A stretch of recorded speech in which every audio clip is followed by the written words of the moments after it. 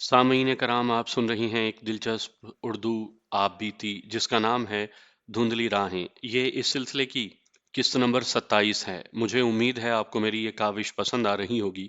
آپ نے اگر ابھی تک میرا چینل کہانی گھر سبسکرائب نہیں کیا تو ابھی میرے چینل کو سبسکرائب کر کے بیل نوٹیفیکیشن آن کر لیجئے تاکہ آنے والی ہر نئی کہانی کی اطلاع بر وقت آپ تک پہنچ سکے۔ میں نے ایک کانسٹیبل سے کہا کہ اس ایک کمرے میں جائے جہاں ناچنے والے لڑکے تیار ہو رہے تھے۔ وہاں ان کے استاد خواجہ صاحب ہوں گے، انہیں کان میں کہے کہ سکندر بلا رہا ہے۔ کانسٹیبل 20 منٹ کے بعد واپس آیا اور یہ خبر لایا کہ سب لوگ اس جگہ جا کر بیٹھ گئے ہیں جہاں رقص وغیرہ ہوگا۔ انگریز افسر بھی بیٹھ گئے تھے اور شراب چل رہی تھی۔ کانسٹیبل کو خواجہ صاحب نہیں ملے تھے۔ میں نے خود ہی خطرہ مول لینے کا فیصلہ کر لیا اور اس طرف سے رقص والے باغ کی طرف چل پڑا جدھر روشنی کم تھی۔ میں ابھی اس جگہ سے دور ہی تھا کہ سب انسپکٹر صوفی نے مجھے آواز دی۔ میں رک گیا۔ وہ بڑی تیزی سے میری طرف آ رہا تھا۔ سکندر بھائی، اس نے میرے پاس آ کر کہا، ہم ڈوب مریں تو اچھا ہے۔ کیوں، کیا ہوا؟ نواب کی ریاست کا ایک آدمی ہے، صوفی نے مجھے بتایا، یہیں کہیں کام کرتا ہے۔ وہ روتا ہوا میرے پاس آیا اور مجھے بتایا کہ ایک انگریز افسر اس کی جوان اور کنواری بیٹی کو اپنے ساتھ رقص کی محفل میں لے گیا ہے اور اسے اپنے پاس بٹھایا ہوا ہے۔ افسر کون سا ہے؟ ہمارا علاقہ ڈی ایس پی، صوفی نے جواب دیا۔ سکندر صاحب، میں خود دیکھ آیا ہوں۔ اس نے لڑکی کو اپنے بازو کے گھیرے میں لے کر اپنے ساتھ لگایا ہوا ہے۔ لڑکوں کا رقص شروع ہو چکا تھا۔ جس فضا میں نواب کی سانسیں ابھی تحلیل نہیں ہوئی تھی، وہ فضا گھنگروؤں اور طبلے کی تھاپ سے مرتعش ہو رہی تھی۔ صوفی کو اس لڑکی کے باپ نے بتایا تھا کہ وہ محل کے احاطے میں رہتا ہے۔ جب کبھی ناچ گانا ہوتا تھا، یہ لوگ ذرا دور کھڑے ہو کر دیکھنے آ جاتے تھے۔ یہ آدمی اپنی بیوی اور جوان بیٹی کو رقص دکھانے کے لیے لے آیا تھا۔ وہ محل میں کوئی کام کرتا تھا، اس لیے وہ دونوں کو ذرا دور کھڑا رکھنے کے بجائے اس طرف لے آیا۔ اس وقت انگریز افسر اس طرف جا رہے تھے جہاں رقص کا انتظام تھا۔ علاقہ ڈی ایس پی نے اس لڑکی کو دیکھ لیا۔ وہ غریب باپ کی بیٹی تھی لیکن خوبصورت تھی۔ اس کا رنگ گورا تھا اور اس کے کپڑے قیمتی یا ریشمی تو نہیں تھے لیکن صاف ستھرے تھے۔ یہ انگریز افسر نشے میں تھے۔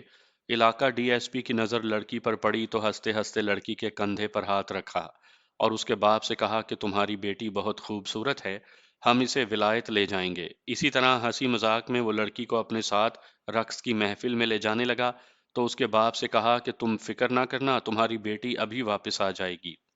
لڑکی کا باپ اس مذاق کو پسند نہیں کرتا تھا۔ اس نے ہاتھ جوڑ کر ڈی ایس پی سے کہا کہ وہ غریب آدمی ہے اور اس کی لڑکی کو یہیں رہنے دیں۔ لڑکی کی ماں کچھ خوش تھی کہ ایک صاحب اس کی بیٹی پر مہربان ہو گیا ہے۔ اس نے اپنے خاوند سے کہا کہ کوئی حرج نہیں صاحب، اسے ناچ گانا دکھانے لے جا رہا ہے، کسی کمرے میں تو نہیں لے جا رہا۔ لیکن لڑکی کا باپ جو مسلمان تھا بالکل پسند نہیں کرتا تھا کہ اس کی نوجوان بیٹی ایک انگریز کے ساتھ جائے۔ ڈی ایس پی کے ساتھ 3 اور انگریز افسر تھے۔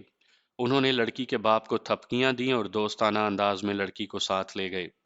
سب انسپکٹر صوفی نے مجھے بتایا کہ اس کا باپ ایک جگہ کھڑا رو رہا ہے۔ وہ لڑکی کو زبردستی تو نہیں لے گئے، لیکن غلامی کا یہ مطلب تو نہیں کہ بندر کی یہ نسل ہماری بیٹیوں کا کھیل تماشا بناتی پھرے۔ صوفی صاحب، میں نے پوچھا، کیا آپ کو معلوم ہے کہ لڑکی خوشی خوشی گئی ہے یا ڈی ایس پی اسے گھسیٹ کر لے گیا ہے؟ میں نے اس کے باپ سے پوچھا تھا، صوفی نے جواب دیا۔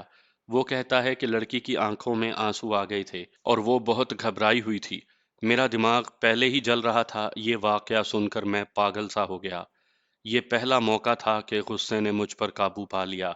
اسے آپ غیرت کہیں یا جو کچھ بھی کہیں، مجھے یوں محسوس ہوا جیسے یہ لڑکی میری سگی بہن ہو اور اس کی عصمت کی پاسبانی میرا فرض ہو۔ صوفی صاحب، میں نے کہا، میں بتا نہیں سکتا کہ میں کیا کروں گا۔ ایک بات کا خیال رکھنا، کسی کو یہ پتہ نہ چلنے دینا کہ آپ نے مجھے اس لڑکی کے متعلق کچھ بتایا تھا۔ سکندر، صوفی نے کہا، تم کچھ زیادہ غصے اور جذبات میں آ گئے ہو۔ غصہ تو مجھے بھی کھا رہا ہے لیکن ہم کر کیا سکتے ہیں؟ ہو سکتا ہے اپنی ماں کی طرح یہ لڑکی بھی خوش ہو کہ اسے ایک انگریز افسر نے پسند کیا ہے۔ آپ ہی نے تو بتایا ہے کہ لڑکی اس کے ساتھ گئی تو اس کی آنکھوں میں آنسو اور چہرے پر گھبراہٹ تھی۔ میں نے کہا، صوفی صاحب، آپ کہتے ہیں کہ کچھ نہیں کر سکتے، لیکن ہم یہ بھی تو نہیں کر سکتے کہ اپنی بیٹیاں ان فرنگیوں کے حوالے کر دیں۔ آپ کچھ نہ کریں، اگر میں کچھ کر بیٹھوں تو جو میری مدد آپ کر سکتے ہیں کریں۔ تم نے سوچا کیا ہے؟ صوفی نے پوچھا۔ جو اللہ کو منظور ہوگا، میں نے جواب دیا۔ میں صوفی کو وہیں چھوڑ کر اس طرف چل پڑا جہاں رقص کی محفل گرم تھی۔ سب انسپکٹر صوفی نے مجھے آواز دی جو میں نے اس طرح سنی جیسے مجھ پر نیم غشی طاری ہو۔ میں ایک ایسی جگہ پہنچ گیا جہاں کوئی اور نہیں تھا اور رقص کا سارا منظر اور تماشائی بڑی اچھی طرح نظر آ رہے تھے۔ ایک طرف دو لمبے صوفے رکھے ہوئے تھے، انگریز افسر اور نواب زادہ مراد علی خان ان پر بیٹھے تھے۔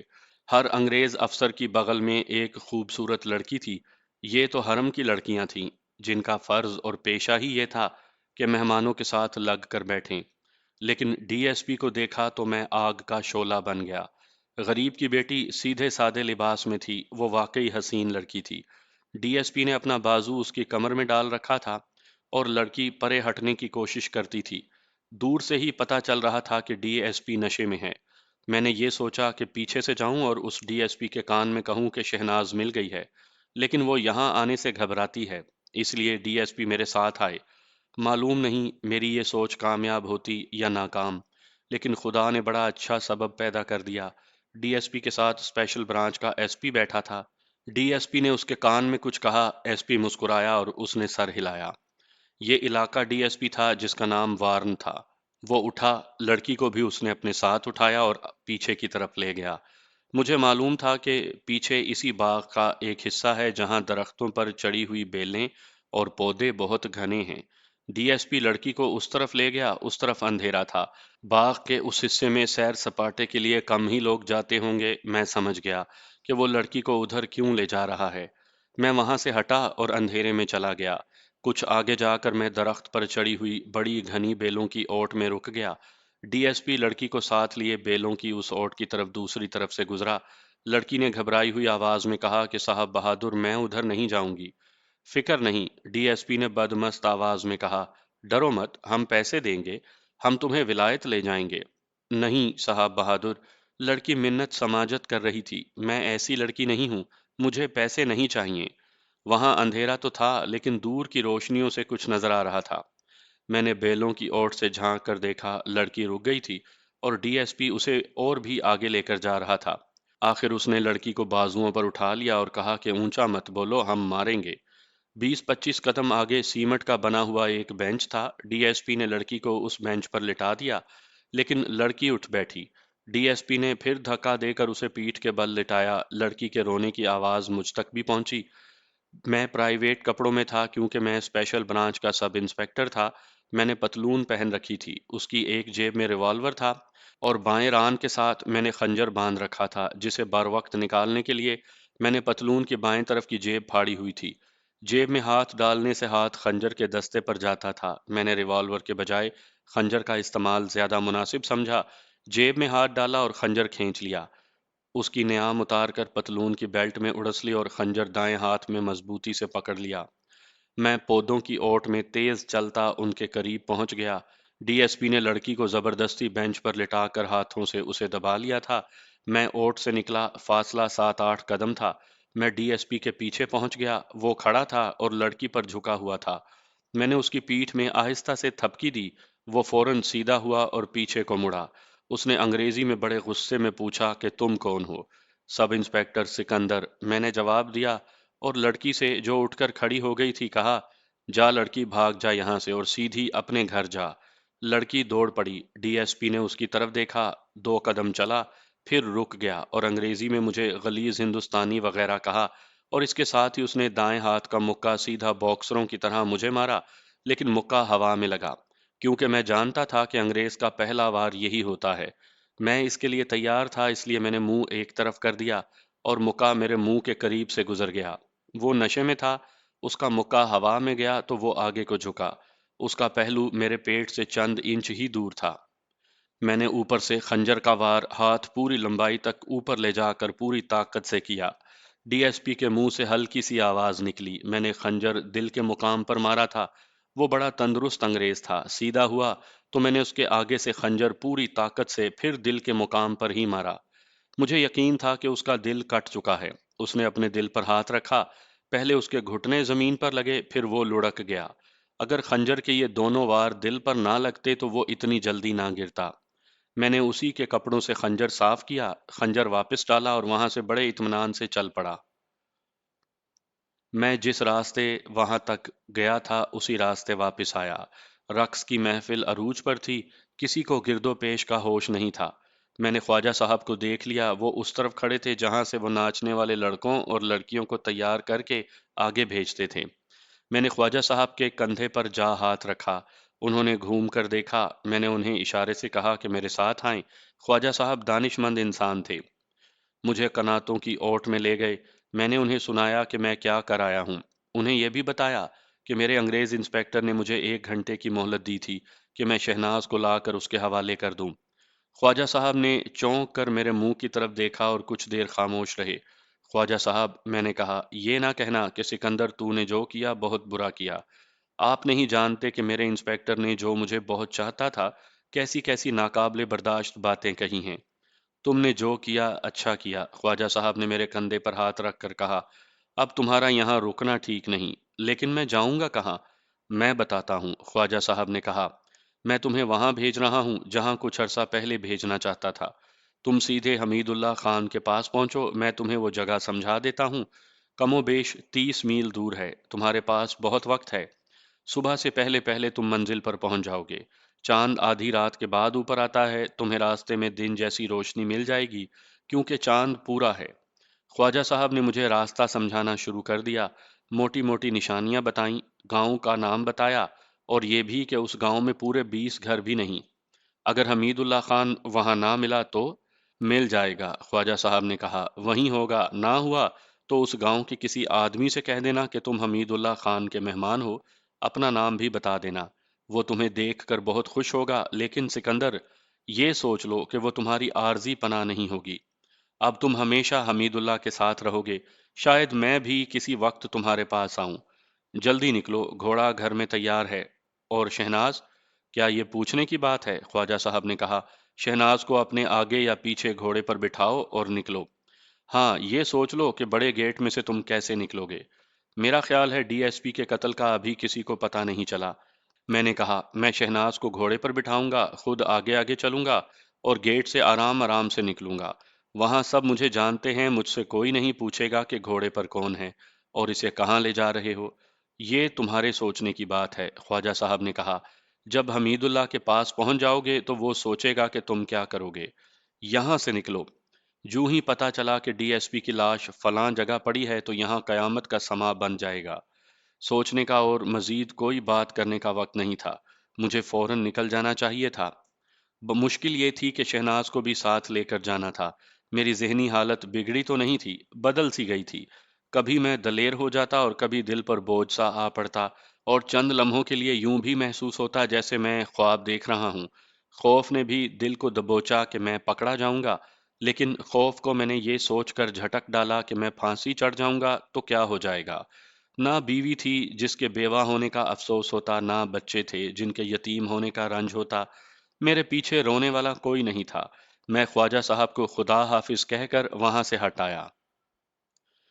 میں بہت تیز نہیں چل رہا تھا کہ کسی کو شک نہ ہو۔ وہاں گھومنے پھرنے سے کوئی مجھ پر شک نہیں کر سکتا تھا۔ میں وہاں ڈیوٹی پر تھا۔ میں خواجہ صاحب کے گھر میں داخل ہو گیا، شہناز کو باہر نکالا، گھوڑا صحن میں بندھا تھا، اس پر زین کسی ہوئی تھی۔ گھوڑا اس لیے تیار نہیں رکھا گیا تھا کہ میں ایک انگریز ڈی ایس پی کو قتل کر کے بھاگوں گا۔ خواجہ صاحب نے محسوس کر لیا تھا کہ مجھے شہناز کے ساتھ یہاں سے نکلنا پڑے گا۔ اب انہوں نے مجھے حمید اللہ خان کے ٹھکانے کا راستہ دکھایا تو مجھے خیال آیا کہ خواجہ صاحب نے مجھے حمید اللہ خان تک پہنچانے کا ارادہ پہلے ہی کر لیا تھا، اور اس مقصد کے لیے انہوں نے گھوڑا منگوا لیا اور تیار کر لیا تھا۔ میں حمید اللہ خان کے پاس نہ جانا چاہتا تو بھی مجھے جانا تھا کیونکہ میرا اور کوئی ٹھکانہ تھا ہی نہیں۔ شہناز، میں نے کہا، بہت جلدی ہم یہاں سے جا رہے ہیں حمید اللہ خان کے پاس۔ کہاں ہے وہ؟ شہناز، میں نے کہا، راستے میں بتا دوں گا، فوراً باہر نکلو۔ میں گھوڑے کو باہر لے آیا، شہناز کو اس پر سوار کروایا، میں نے باگ اس کے ہاتھ میں دے دی، گھوڑا چلا تو میں اس کے آگے آگے چل پڑا۔ میرے کان محل کی طرف لگے ہوئے تھے، رقص کے سازوں کی آواز سنائی دے رہی تھی۔ اس سے مجھے تسلی ہو گئی کہ ڈی ایس پی کے قتل کا ابھی کسی کو پتہ نہیں چلا۔ گیٹ پر گئے تو گھوڑے پر سوار شہناز کو اور مجھے دیکھنے کے سوا کسی نے کوئی بات نہ کی۔ شہناز نے چادر اس طرح اوڑھ رکھی تھی کہ اس کا چہرہ نظر نہیں آتا تھا۔ مجھے گیٹ کے پہرے دار جانتے تھے کہ میں سی آئی ڈی کا افسر ہوں، مجھے کوئی روک نہیں سکتا تھا، نہ مجھ سے پوچھ سکتا تھا کہ میں کہاں جا رہا ہوں اور گھوڑے پر کون ہے۔ البتہ میرے بعد ڈی ایس پی کے قتل کے انکشاف پر ان لوگوں نے بیان دینے تھے کہ انہوں نے مجھے رات کو باہر جاتے دیکھا تھا اور ایک عورت گھوڑے پر سوار تھی۔ ایسے بیان میرا کچھ نہیں بگاڑ سکتے تھے۔ کچھ دور تک میں گھوڑے کے آگے آگے چلتا رہا۔ یہ محل ایک کالونی تھی جو دیہاتی علاقے میں آباد تھی۔ آگے کھیت بھی تھے اور ویران علاقہ بھی، جس میں گہرے اور وسیع کھڈ تھے اور چٹانیں بھی تھیں۔ ایک برساتی نالا بھی وہاں سے گزرتا تھا۔ اس سے آگے ایک علاقہ میں نے نہیں دیکھا تھا۔ اس کے متعلق خواجہ صاحب نے بتا دیا تھا کہ کیسا ہے۔ راستے میں گاؤں بھی آتے تھے، میں نے ان سے دور رہنا تھا، لیکن ایسے راستے اور علاقے دیکھ کر ہی پتہ چلتا ہے کہ کیسے ہیں، زبانی سمجھانے میں سمجھ نہیں آتے۔ چاند ابھی اوپر نہیں آیا تھا، محل پیچھے رہ گیا تھا، اس کی روشنیاں نظر آ رہی تھیں۔ میں گھوڑے پر شہناز کے پیچھے سوار ہو گیا۔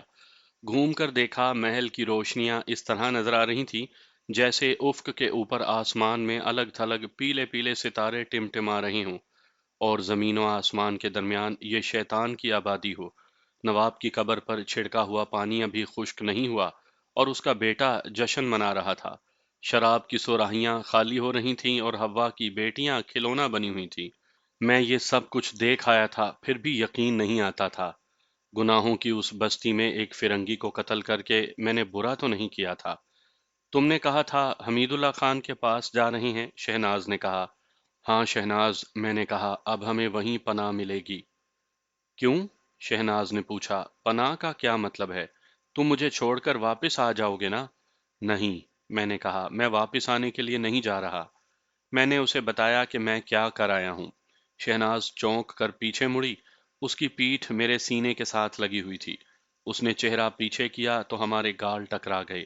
علاقہ ڈی ایس پی نے شہناز کو دیکھ کر کہا تھا کہ اس عورت کا حسن خطرناک ہے۔ اس نے غلط نہیں کہا تھا، اس کا حسن جسمانی تھا، اور اب یہ جسم میرے ساتھ لگا ہوا تھا اور میرے قبضے میں تھا۔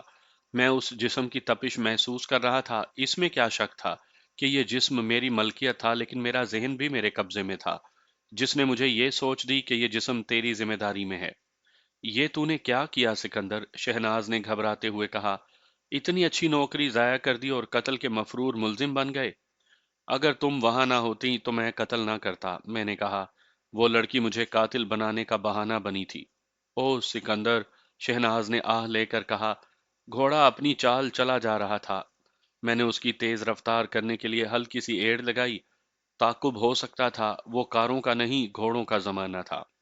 نواب کے استبل میں گھوڑے موجود تھے اور انگریز شہ سوار ہوتے تھے۔ تعقب کے علاوہ میرے سامنے 30 میل کی مسافت تھی۔ وہ کوئی سڑک یا پگڈنڈی نہیں تھی کہ میں اطمینان سے چلتا رہتا۔ میرے نیچے کوئی عام راستہ نہیں تھا۔ میں نے ایک ستارہ اپنے سامنے رکھ لیا تھا اور اسی کی سمت چلا جا رہا تھا۔ انسان کیا ہے؟ وہی جو اس کا ذہن ہے۔ میرے ذہن کے دھارے کا رخ بدل گیا تھا۔ شہناز میرے لیے کائنات کا ایک ذرہ بن کر رہ گئی تھی۔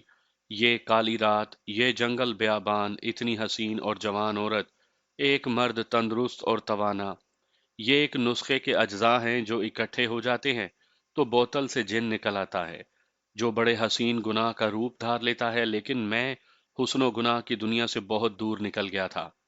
کہتے ہیں انسان بڑے مضبوط قلعے سر کر سکتا ہے لیکن اپنا قلعہ نہیں توڑ سکتا۔ یہ خواہشوں کا قلعہ ہوتا ہے جو انسان اپنے ارد گرد تعمیر کر کے اس میں قید ہو کر بیٹھ جاتا ہے۔ میں نے کبھی ایسے قلعے تعمیر نہیں کیے تھے۔ انسان ہوائی قلعے تعمیر کرتا ہے لیکن وہ غلطی یہ کرتا ہے کہ ان کے نیچے بنیادیں نہیں رکھتا۔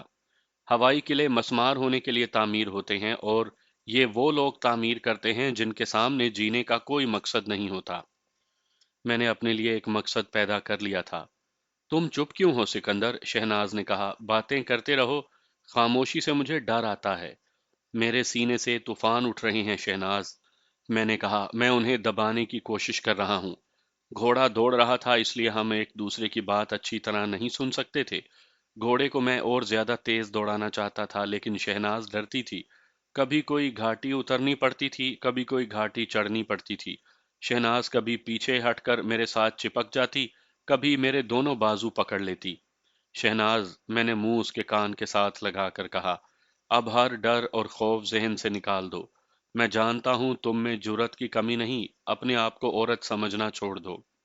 मैंने घोड़े की बागें खींच लीं। मैं बढ़ का एक बहुत पुराना और बहुत ज्यादा फैला हुआ दरख्त देख रहा था, जो मुझे नजर नहीं आ रहा था। अंदाजे के मुताबिक मैंने इतना फासला तय कर लिया था जो ख्वाजा साहब ने बताया था कि तय कर लोगे तो बढ़ का एक इतना ज्यादा फैला हुआ दरख्त आ जाएगा जिसे देखकर तुम हैरान रह जाओगे। ख्वाजा साहब ने यह भी बताया था कि बढ़ के नीचे लंबा चौड़ा तालाब है जिसमें कमल के फूल खिले हुए होंगे। चांद उफ्क से ऊपर आ गया था। दरख्त नजर आने लगे थे लेकिन बढ़ का दरख्त कहीं नजर नहीं आया। ख्वाजा साहब कहते थे कि वो दरख्त अंधेरे में भी नजर आ जाता है और अजनबी उसे बहुत बड़ी चट्टान समझ लेते हैं। मुझे शक होने लगा कि मैं रास्ता खो बैठा हूं। मैं घोड़े को एक टीकरी पर चढ़ा कर ले गया और हर तरफ देखा। जिधर से चांद उभर रहा था उस तरफ एक गोल चट्टान नजर आई जो कमोबेश 6 मील दूर थी। वो बढ़ का वही दरख्त हो सकता था। मैंने उस जमीन का जायजा लिया जिस पर मैं खड़ा था। ये कटी फटी जमीन थी। बाज जगह मुझे घोड़ा रोकना पड़ता था क्योंकि आगे ऐसी ढलान आ जाती थी जो ढलान नहीं बल्कि सीधी दीवार होती थी। हर चंद कदम पर मुझे घोड़ा दाएं बाएं या पीछे मोड़ना पड़ता और रास्ता देख कर मैं आगे बढ़ता था। ख्वाजा साहब ने इस जमीन का जिक्र नहीं किया था। मैं जान गया कि मैं गलत तरफ आ गया हूँ। मैं पीछे गया और एक मौजू जगह से घोड़ा उस दरख्त की तरफ मोड़ा। मुझे परेशानी ये हुई कि बहुत सा वक्त जाया हो गया था। मुझे सुबह की रोशनी फैलने से पहले मंजिल पर पहुंच जाना चाहिए था। अब मैं जिस जमीन पर जा रहा था ये भी हमवार और चलने के लिए आसान नहीं थी। लेकिन मैं ख्वाजा साहब की बताई हुई निशानियों के मुताबिक महसूस करने लगा कि अब मैं सही सिमत पर जा रहा हूँ। अच्छी नस्ल के घोड़े के लिए 6 मील का फासला कोई फासला नहीं होता, लेकिन जमीन ऐसी थी कि घोड़ा तेज चलाया नहीं जा सकता था।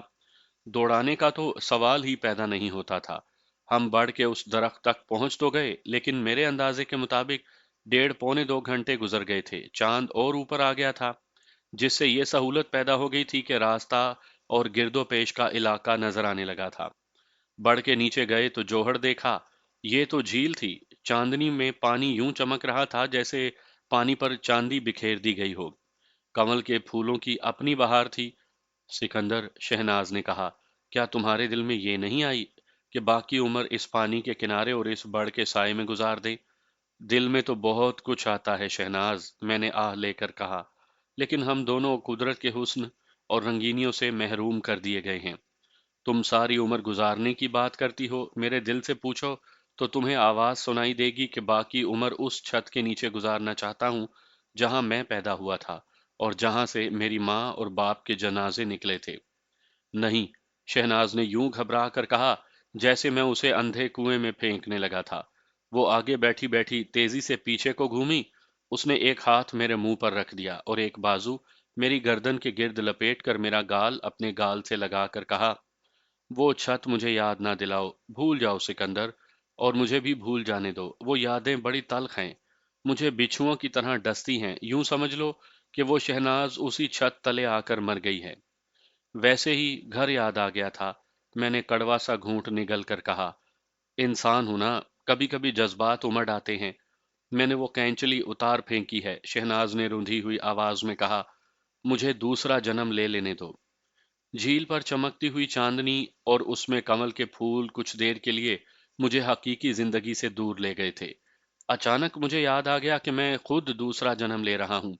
मैंने पतलून की दाएं जेब पर हाथ रखा, उसमें रिवॉल्वर था।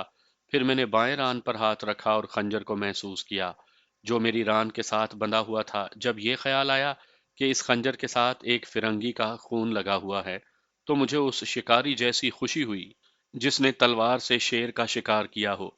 मेरा सीना फूलने लगा। खून की गर्दिश कुछ तेज हो गई। एक गैबी हाथ ने मुझे जज्बात और जज्बाती यादों की दलदल से निकालकर बड़ी पुख्ता जमीन पर खड़ा कर दिया।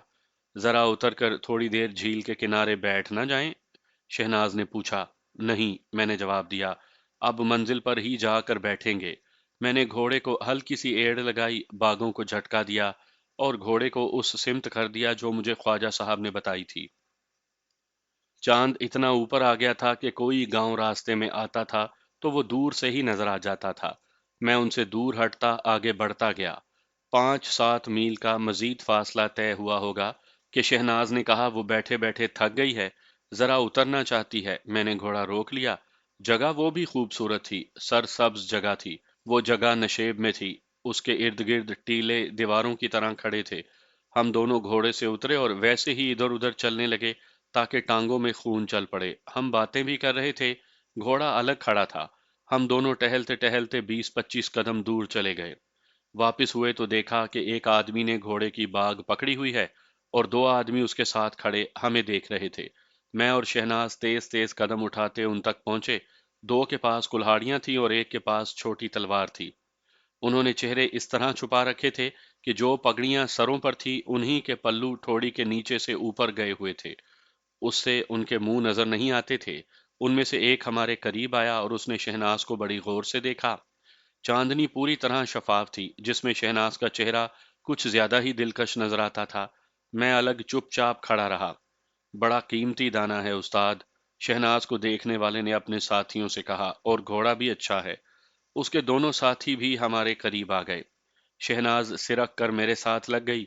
उन दोनों ने भी शहनाज को गौर से देखा, फिर एक दूसरे की तरफ देखने लगे, फिर उन्होंने मेरी तरफ देखा। तुम चलो दोस्त, उनमें से एक ने मुझे कहा, बाकी सफर अकेले और पैदल तय कर लो। हम तुमसे और कुछ नहीं मांगेंगे, पास पल्ले जो कुछ है वो भी, और अपनी जान भी लेकर चले जाओ। उसने आगे होकर शहनाज को बाजू से पकड़ा और अपनी तरफ खींचा। शहनाज ने पांव जमा लिए और मेरा बाजू पकड़ लिया। मत घबरा लड़की, एक ने कहा, हम तुझे इसी घोड़े पर बिठा कर ले जाएंगे। तुझ जैसे हीरों की कदर और कीमत हम ही जानते हैं। ये तुम्हारा जो कुछ भी लगता है इसकी जिंदगी चाहती हो तो बड़े आराम से हमारे साथ आ जाओ और घोड़े पर सवार हो जाओ। जाओ शहनाज, मैंने कहा, इनके साथ चली जाओ। क्या कह रहे हो तुम, शहनाज ने मुझे कहा। मैं ठीक कह रहा हूं, मैंने कहा, जाओ घोड़े तक चली जाओ। वो समझ गई कि ये मेरी कोई चाल है। वो उनके साथ चल पड़ी। घोड़ा चंद कदम दूर खड़ा था। तीनों पीठ फेर कर शहनाज के साथ घोड़े की तरफ चले तो मैंने जेब से रिवॉल्वर निकाला, दूसरी जेब में हाथ डालकर रान के साथ बंधा हुआ खंजर खींचा और गोली इस तरह फायर की कि उनमें से दो आदमियों के दरमियान जो फासला था वहां जमीन पर लगी। मैं उनमें से किसी को गोली नहीं मारना चाहता था। जमीन पर फायर उन्हें डराने के लिए और ये जिताने के लिए किया था कि मैं तीनों की जान ले सकता हूं। तीनों बिदक कर दाएं बाएं हुए। जहां खड़े हो वहीं खड़े रहो, मैंने कहा। अब इस रिवॉल्वर से जो गोली निकलेगी वो तुम में से किसी के जिस्म से पार हो जाएगी। कुल्हाड़ियां और तलवार फेंक दो। उन्होंने मेरे हुक्म की तामील की। शहनाज, मैंने कहा, इनकी कुल्हाड़ियां और तलवार उठाकर मेरे पास आ जाओ। शहनाज कुल्हाड़ियां और तलवार उठाकर मेरे पास आ गई। मैं शहाना और फातिहाना चाल चलता हुआ उन तक गया और उन्हें कहा कि चेहरे नंगे करो। उन्होंने चेहरे नंगे कर दिए। किसके आदमी हो, मैंने पूछा। किसी के भी नहीं, एक ने जवाब दिया, बस हम तीनों हैं। मैं तुम्हें जीने का हक नहीं दे सकता, मैंने कहा, तुम कमीने हो, औरत पर हाथ उठाते हो। गलती हो गई यार, एक ने कहा, माफ कर दो। मैं तुम तीनों को आगे पीछे खड़ा करके एक ही गोली तुम तीनों में से गुजार सकता हूं। मैंने कहा, तुम मुझे नहीं जानते। अगर जानते तो ऐसी हरकत ना करते। उनमें से एक और ने कहा और मुझसे पूछा, तुम कौन हो और कहाँ जा रहे हो? मेरा पेशा भी यही है, मैंने कहा, लेकिन तुम इस पेशे की तौहीन कर रहे हो। तीनों हंस पड़े। नहीं, एक ने कहा, हम नहीं मानते, तुम किसी बड़े खानदान के आदमी हो, इसीलिए हम तुम्हें नहीं बता रहे कि हम कौन हैं और किसके आदमी हैं। अगर नहीं बताओगे तो मैं तुम में से एक को गोली मार दूंगा। मैंने कहा, शहनाज, तुम एक कुल्हाड़ी हाथ में रखो और उनके पीछे खड़ी हो जाओ। इनमें से कोई जरा सी भी हरकत करे तो गर्दन पर कुल्हाड़ी चलाओ।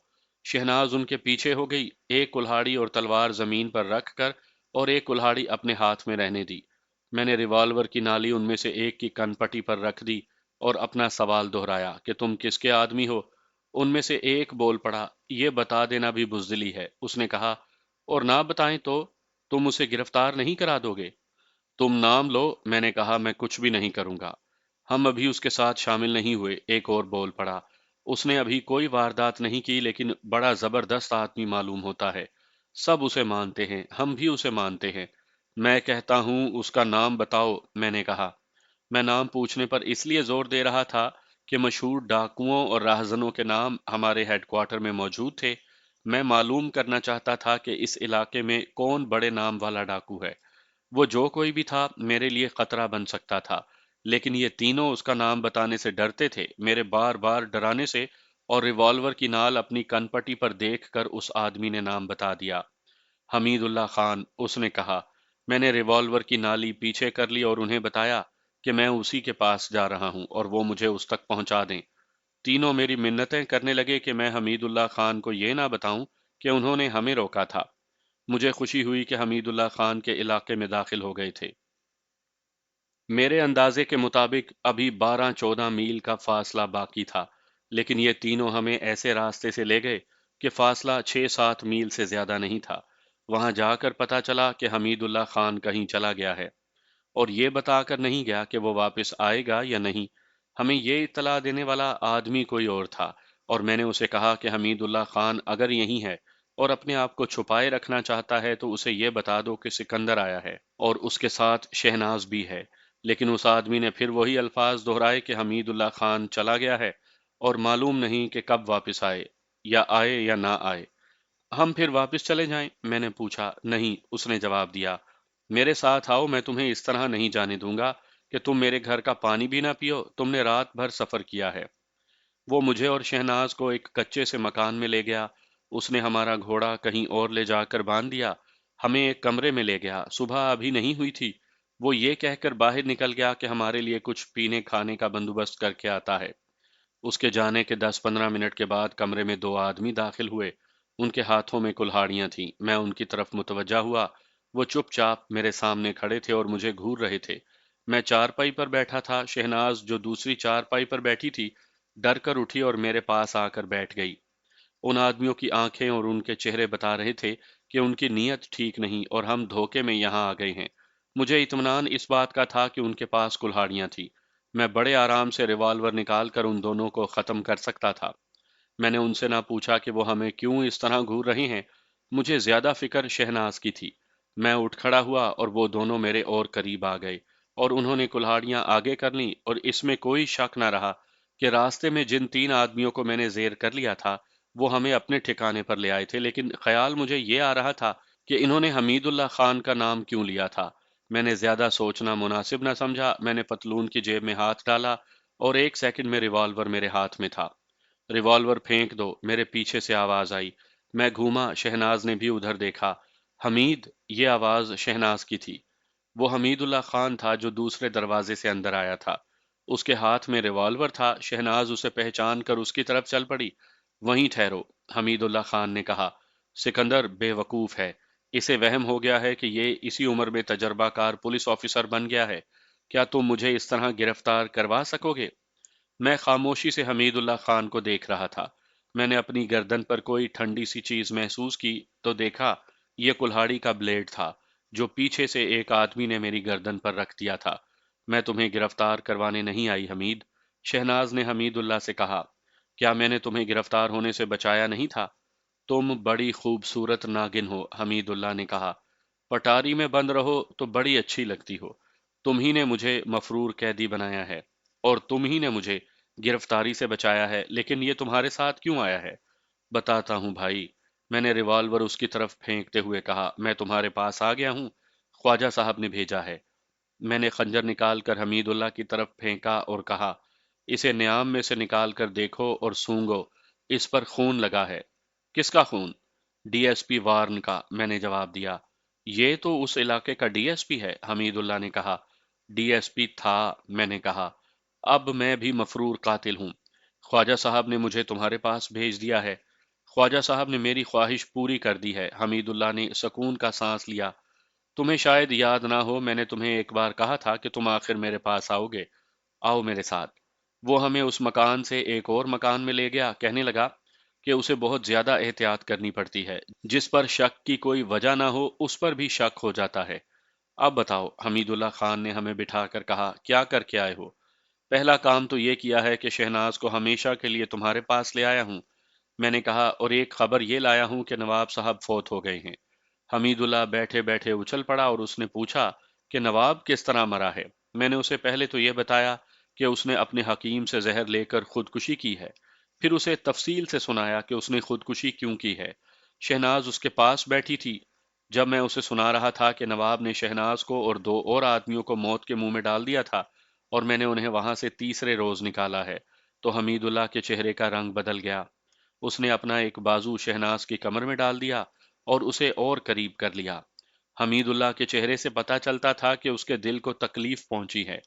سکندر، اس نے بڑی سنجیدہ اور جذباتی آواز میں کہا، تم شاید پوری طرح محسوس نہ کر سکو کہ تم نے مجھ پر کتنا بڑا احسان کیا ہے۔ اس کی اس بات سے اور انداز سے میں نے محسوس کیا کہ شہناز کے معاملے میں یہ شخص اس سے کہیں زیادہ جذباتی ہے جتنا میں سمجھتا تھا۔ حمید اللہ، میں نے کہا، اپنے ساتھ ذرا مضبوط قسم کے آدمی رکھو۔ تمہارے ان تین آدمیوں نے ریوالور دیکھ کر ہی تمہارا عطا پتہ بتا دیا اور مجھے تمہارے ٹھکانے پر لے آئے۔ میں ریوالور کی نالی تمہاری کن پٹی پر رکھ دوں تو تم بھی ہر سوال کا جواب دو گے۔ حمید اللہ نے مسکراتے ہوئے کہا، مجھے پتا چل چکا ہے کہ تم یہاں کس طرح پہنچے ہو، اور سکندر، یہی میرا مسئلہ ہے کہ مجھے ابھی پکے آدمی نہیں مل رہے۔ اچھا ہوا کہ تم آ گئے ہو۔ یہ باتیں بعد میں ہوں گی، کچھ کھا پی لو اور ذرا آرام کرو۔ تو کیا اب شیطان کا وہ بچہ نواب بن گیا ہے؟ حمید اللہ خان نے تھوڑی دیر بعد کہا۔ ہاں، میں نے جواب دیا، تمہارا چھوٹا بھائی مراد علی خان اپنے باپ کی لاش پر جشن بھی منا چکا ہے، اور اب وہاں ڈی ایس پی وارن کے قتل کی تفتیش اور سراغ رسانی ہو رہی ہوگی۔ مراد علی خان زیادہ دن اس گدی پر نہیں بیٹھ سکے گا، حمید اللہ خان نے ایسے لہجے میں کہا جس میں کھوکھلا پن نہیں تھا، بلکہ ایک چیلنج اور ایک عزم تھا۔ اس نے کہا، مجھے اس پر رحم آتا ہے، وہ اس نوجوانی کی عمر میں قبر میں اتر جائے گا۔ حمید، شہناز نے کہا، کیا تم اس گدی کو ذہن سے اتار نہیں سکتے؟ تم وہاں چند منٹ بھی نہیں ٹھہر سکتے؟ اب وہاں آگ لگے، سیلاب آئیں، اور جو کچھ بھی ہو، تمہیں اس سے کیا؟ میں یہ پیغام ہندوستان کے وائس رائے تک پہنچاؤں گا، حمید اللہ خان نے کہا، کہ اس نواب کا جو بھی جانشین ہوگا وہ 3 مہینے سے زیادہ زندہ نہیں رہے گا۔ مراد علی خان کی ماں کے بین وائس رائے تک پہنچیں گے۔ انگریزوں کے سوا اس خاندان کی داد فریاد سننے والا کوئی نہیں۔ تمہیں کیسے پتا چلے گا کہ محل میں کیا ہو رہا ہے؟ میں نے پوچھا۔ شہناز کی بات مان لو اور اس جگہ کو بھول جاؤ۔ تم یہی ہو، اس نے کہا، وہاں کی ہر خبر مجھ تک پہنچے گی۔ تم دونوں تھکے ہوئے ہو، آرام کر لو۔ شہناز، سکندر کو یہیں سو جانے دو، تم میرے ساتھ آؤ۔ تمہارے ساتھ عمر گزارنے آئی ہوں، شہناز نے کہا، لیکن داشتہ بن کر نہیں، پہلے نکاح کا انتظام کرو۔ 3 روز گزر گئے۔ ان 3 دنوں میں حمید اللہ خان اور شہناز باقاعدہ نکاح پڑھوا کر میاں بیوی بن چکے تھے۔ حمید اللہ خان نے مجھے بتا دیا تھا کہ ڈاکو نہیں بنے گا بلکہ دہشت گرد بنے گا۔ اس سلسلے میں ہم نے ابھی تفصیلی بات نہیں کی تھی۔ تیسری رات کا ذکر ہے، میں، حمید اور شہناز بیٹھے ادھر ادھر کی باتیں کر رہے تھے کہ ایک آدمی آیا۔ حمید اللہ خان اسے اٹھ کر ملا اور میرے ساتھ اس کا تعارف کروایا۔ وہ نواب کے محل سے آیا تھا، وہ محل میں ملازم تھا اور حمید اللہ خان کا جاسوس تھا۔ اس کا نام وہاب تھا۔ میں آپ کو جانتا ہوں سکندر صاحب، اس نے کہا، آپ نواب کے ہاں تفتیش کے لیے آئے تھے، وہاں سے کیا خبر لائے ہو؟ حمید اللہ خان نے اس سے پوچھا۔ اس کے لہجے میں رعب اور حکم کا رنگ تھا۔ یہ تو آپ سکندر صاحب سے سن چکے ہوں گے کہ نواب صاحب فوت ہو گئے ہیں، اس نے کہا، اور میں یہ بھی سن چکا ہوں کہ اس علاقے کا ڈی ایس پی وارن قتل ہو گیا ہے، حمید اللہ خان نے کہا۔ اس کے بعد وہاں کیا ہوا؟ کیا قاتل پکڑا گیا؟ قاتل تو آپ کے پاس بیٹھا ہے نواب زادہ صاحب، وہاب نے کہا۔ پولیس کو یقین ہو گیا ہے کہ ڈی ایس پی کے قاتل سکندر صاحب ہیں، لیکن پولیس نے خواجہ صاحب کو پکڑ کر حوالات میں بند کر دیا ہے، اور آفتاب اس جرم میں پکڑا گیا ہے کہ اس نے خواجہ صاحب کو ایک استبل سے گھوڑا دیا تھا، اور وہ گھوڑا غائب ہے۔ آفتاب بھی حوالات میں ہے۔ وہاب بڑا ذہین آدمی معلوم ہوتا تھا۔ اس نے تفتیش کے دوران سراغ رسانوں کی طرح جو جاسوسی کی تھی، اس سے اس کی ذہانت کا پتہ چلتا تھا۔ چونکہ محل میں قتل کی وجہ سے ہنگامہ برپا تھا، اس لیے وہاں کوئی نظم و ضبط نہیں رہا تھا۔ نیا نواب نوجوان تھا، اسے ابھی پتہ نہیں چل رہا تھا کہ کیا کرے اور کیا نہ کرے۔ اس صورتحال سے فائدہ اٹھاتے ہوئے وہاب وہاں سے نکل آیا۔ اسے رپورٹ دے کر فوراً واپس چلے جانا تھا۔ اس نے بتایا کہ ناچ گانے کی محفل جاری تھی۔ ڈی ایس پی اس لڑکی کو ساتھ لے کر محفل سے اٹھ گیا۔ 1.5 2 گھنٹے گزر گئے تو دوسرے انگریز افسروں میں سے ایک اسے دیکھنے گیا کہ وہ کہاں غائب ہے۔ وہ محل کے کسی کمرے میں نہ ملا۔ شہناز پہلے ہی لاپتہ تھی۔ مزید گھنٹہ 1.5 گھنٹہ تلاش کرتے گزر گیا۔ اتفاق سے معمولی سے ایک ملازم نے بتایا کہ اس نے ایک صاحب بہادر کو ایک لڑکی کے ساتھ باغ کے فلاں طرف جاتے دیکھا تھا۔ ادھر گئے تو صاحب بہادر کی لاش اپنے خون میں ڈوبی اوندھے منہ پڑی تھی۔ اور جس لڑکی کو ساتھ لے کر وہ گیا تھا وہ وہاں نہیں تھی۔ لڑکی کو ڈھونڈ نکالنا مشکل نہیں تھا، وہاں کے سب لوگ اسے جانتے تھے۔ پہلا شک یہ کیا گیا کہ اس لڑکی کے باپ نے ڈی ایس پی کو قتل کیا یا کروایا ہے۔ لڑکی نے بیان دیا کہ مقتول اسے زبردستی بے آبرو کرنا چاہتا تھا۔ ایک آدمی اچانک آ گیا، اس نے لڑکی کو کہا کہ وہ چلی جائے۔ وہ چلی گئی، کچھ دور جا کر اس نے پیچھے دیکھا۔ صاحب اور وہ آدمی اسے اچھی طرح نظر نہیں آتے تھے کیونکہ وہاں اندھیرا تھا۔ اسے ایسا لگا جیسے صاحب اور دوسرا آدمی لڑ رہے ہیں۔ لڑکی اور اس کے باپ کو شامل تفتیش کر کے انہیں بہت پریشان کیا گیا۔ ناچ گانے کی تو کسی کو ہوش نہ رہی۔ انگریز افسر ہر کسی کے لیے آفت بن گئے۔ جس کسی پر بھی شک ہوا اسے پکڑ کر مارنا پیٹنا شروع کر دیا۔ سب انسپیکٹر صوفی وہیں تھا لیکن میں انہیں کہیں نظر نہیں آ رہا تھا۔